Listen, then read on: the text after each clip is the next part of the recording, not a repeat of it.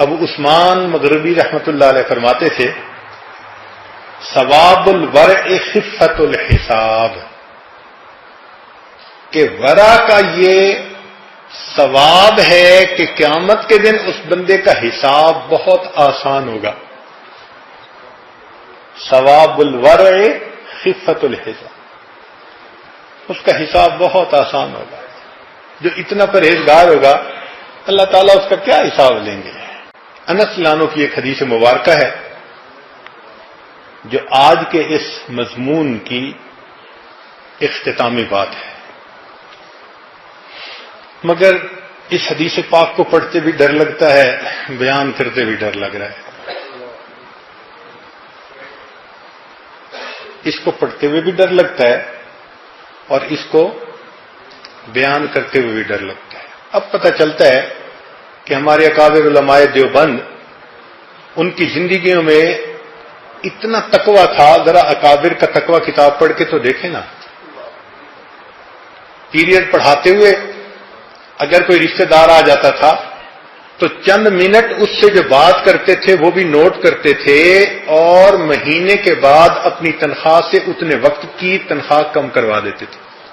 یہ اس لیے تھا کہ ان کو معرفت تھی اس بات کی کہ پرہیزگاری کا اللہ کے ہاں کیا رتبہ ہے، کیا درجہ ہے. بہت محتاط تھے.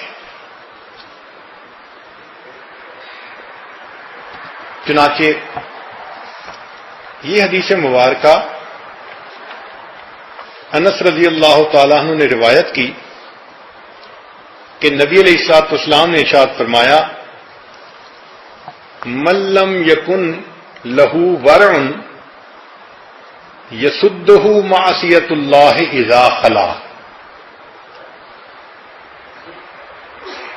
جس بندے کے پاس اتنی ورع نہ ہو جو اس کو تنہائی میں گناہ سے روک دے، جس بندے کے پاس اتنی پرہیزگاری نہ ہو کہ وہ پرہیزگاری اس کو تنہائی میں گناہ سے روک دے، فرمایا من لم یکن لہ ورع یسدہ معصیۃ اللہ اذا خلا لم یعب اللہ بشیء من عملہ، اللہ کو اس کے کسی عمل کی کوئی ضرورت نہیں. جس بندے میں اتنی پرہیزگاری نہیں کہ وہ تنہائی میں گناہ سے بچ سکے، اب جلوت میں کیے ہوئے اس کے کسی عمل کی اللہ کو کوئی ضرورت نہیں. ایسے لگتا ہے کہ جلوت کے عمل منہ پہ مار دیں گے اگر خلوت میں اس بندے کے اندر خوف خدا نہیں ہوگا. اب یہ حدیث مبارکہ جب پڑھتے ہیں نا تو ڈر لگتا ہے. سوچئے اللہ اکبر، درنگی چھوڑ دے یک رنگ ہو جا، سراسر موم ہو جا یسن. اللہ تعالیٰ فرما دیں گے یہ عمل تو نے میرے لیے نہیں کیے تھے، یہ بندوں کے لیے کیے تھے. تیرا معبود میں نہیں تھا، تیرا معبود بندے تھے. ان کو پوجتا تھا، اپنے نفس کو پوجتا تھا.